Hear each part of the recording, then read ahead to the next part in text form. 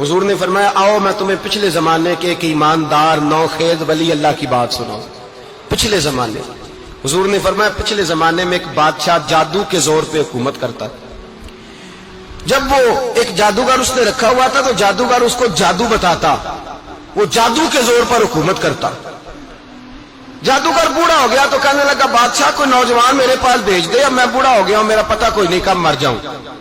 ایک نوجوان کی ڈیوٹی لگائی, بڑا زیرک سمجھدار, اپنے رعایا میں سے چن کے جو ذہین فطرت مزاج بچہ تھا وہ اس نے لگایا.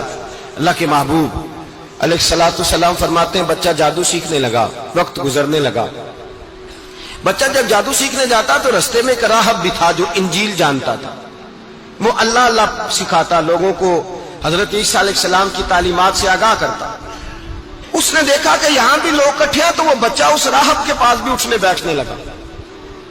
اب جب اس کے ساتھ اس کی گفتگو بڑھنے لگی تو اس کو باتوں میں لذت آنے لگی.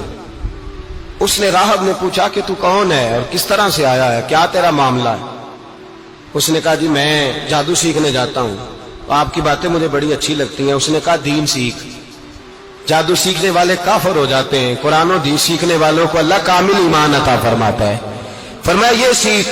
بچہ بیٹھنے لگا, اس کے پاس آنے لگا, باتیں دل میں گھر کرنے لگی. ایک وقت آیا کہ مسلمان ہو گیا. اور مسلمان کیسے ہوا؟ بچہ کہتا میں تجربہ کر کے ہوا. اب میں تھوڑا سا وقت جادوگر کے پاس بھی جاتا اور باقی سارا وقت وہاں بیٹھتا. میں ایک دن جا رہا تھا تو رستے میں اژدہا تھا, بہت بڑا سانپ تھا, رستہ روک کے کھڑا تھا. یہ حضور نے بیان کی حدیث.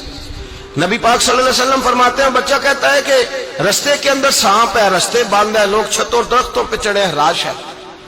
کہتے چھوٹا سا روڑا میں نے اٹھایا تو میں نے کہا اللہ اگر جادوگر سچا ہے تو اسے مار دے. چھوٹا سا روڑا میں نے پھینکا, اژدہا کوئی نہ مرا. پھر چھوٹا روڑا اٹھایا, میں نے کہا اللہ اگر وہ عالم سچا ہے تو اسے مار دے. اب جب میں نے روڑا مارا تو اژدہا مر گیا. میرے اندر سے گواہی آئی نہیں دین کی باتیں سچی ہیں, نہیں قرآن کی باتیں اسلام سمجھانے کے لیے عرض کر رہا ہوں. اگرچہ اس دور میں انجیل تھی, اللہ رسول کی باتیں اچھی ہیں. کہتے میں مسلمان ہو گیا, اب میں نے راہب کے پاس ہی رہنا شروع کر دیا, جادوگر کے پاس چھوڑ دیا. اس بچے نے آنا. بادشاہ پوچھتا کہاں زیادہ وقت گزارتے ہو تو وہ بات گول کر دیتا. وقت تیزی سے بڑھنے لگا. اللہ نے اس نوجوان میں طاقت پیدا کر دی. اب وہ اس کے اندر نا اللہ نے توانائی روحانیت پیدا کر دی. ابھی جوان ہے, 14-15 سال عمر ہے. اللہ نے اب جو بیمار بھی آتا وہ دعا کرتا تو اللہ صحت عطا کر دیتا.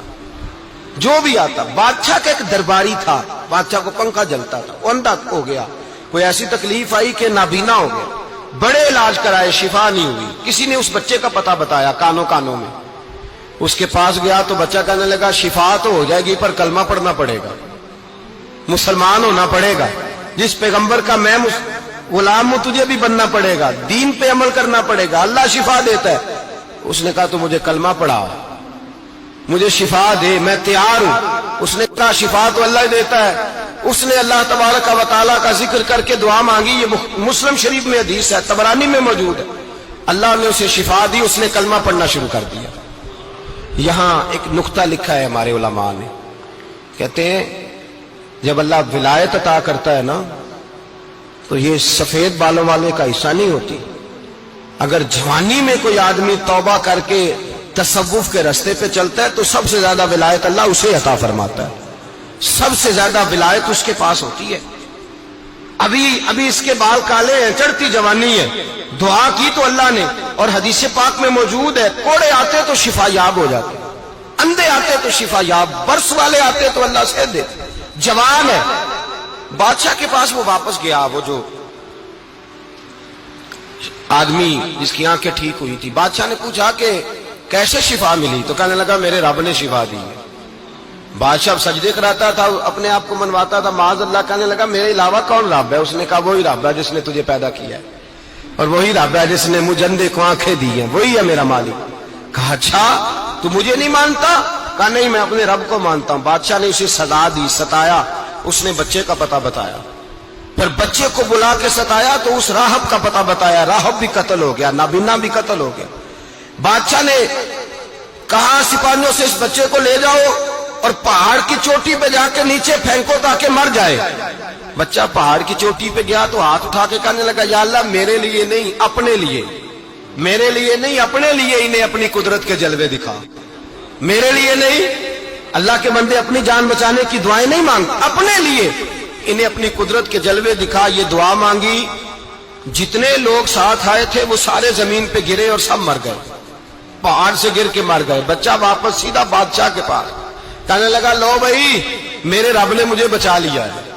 جوان کا ایمان دیکھو, میرے رب نے مجھے, بولو میرے اللہ نے مجھے ایمان کی گواہی دے رہا ہے, میں بچ گیا ہوں, تو جھوٹا ہے, میرا رب سچا ہے. اس نے کہا لے جاؤ اس کو دریا میں, کشتی میں بٹھاؤ, بیچ دریا کے جا کے دھکا دے دو. بیٹھے کشتی میں, دریا کے بیچ گئے, اور جب جا کے وہاں اس کو دھکا دینے لگے تو اس نے کہا, اللہ میرے لیے نہیں اپنے لیے انہیں اپنی قدرت کے جلوے دکھا. بس ایک طوفان سا آیا, جتنے سپاہی ساتھ آئے تھے ڈوب کے مر گئے. وہ بچہ اٹھا اور سیدھا پھر بادشاہ کے پاس, اسی کے پاس کہنے لگا, لو بھائی میرے رب نے مجھے بچا لیا ہے, تیرے پاس آیا ہوں. وہ کہنے لگا, تو کیا مصیبت میرے گلے پڑ گئی ہے, کیسے جان چھوٹے گی؟ تو بچہ کہنے لگا, اگر تو مجھے باندھے درخت کے ساتھ اور سارے ملک کو بلائے, لوگوں کو اکٹھا کرے, پھر تو مجھے تیر مارنا, میں تجھے بتاؤں گا کیسے مارنا ہے, میں مر جاؤں گا. اللہ کا بندہ نوجوان, ایمان دیکھو, مرنے کے طریقے بتا رہا ہے. میں تجھے بتاؤں گا میں کیسے مروں گا. یہ بات کہی, بادشاہ نے سارا مجمع جمع کیا, ملک سارا باہر آ گیا, درخت کے ساتھ باندھ دیا. کہنے لگا, بھائی لوگوں یہ مجھے مارنا چاہتا تھا, مار نہیں سکا, اب میں اسے بتانے لگا ہوں کہ میں کیسے مروں گا. اسے کہو جب تیر مارے تو ساتھ میرے رب کا نام بھی لے, میں اپنے رب کے نام پہ جان دوں گا. ایمان کی پختگی میں اللہ کے نام پر جان دوں گا. اسے کہو رب کے نام پہ مارے, مر جاؤں گا. بادشاہ نے اللہ کہہ کے تیر مارا, پیشانی میں لگا, بچے کی روح پرواز کر گئی. جتنا مجمع کھڑا تھا سارا کلمہ پڑھ کے مسلمان ہو گیا, سارے مسلمان ہو گئے سارے. میرے رسول پاک سید عالم صلی اللہ علیہ وسلم نے نوجوانوں کو بتایا, جب تمہارے اندر ایمان کی قوت آئے گی تو اللہ تمہاری مدد کرے گا. فرمایا وہ نوخیز ولی تھا, ابھی جوان رانا تھا, ابھی اس کی پیشانی پر جوانی کے آثار تھے, لیکن اسے اللہ کو راضی کیا, رب کریم کو راضی. ولایت کا مطلب بڑھاپا نہیں, ولایت کا مطلب وہ نہیں کہ جب بڑا لمبا وقت گزر جائے تو پھر آدمی آئے کہ نہیں اب کیا کرنا ہے, اب مسجد ہی ہے, اب تو اس کے علاوہ گزارا ہی کوئی نہیں. تو اس وقت کا آنا اللہ کی بارگاہ میں قبول تو ہے, لیکن شاباشی اسی کو ملتی ہے جو جوانی کا وقت آئے.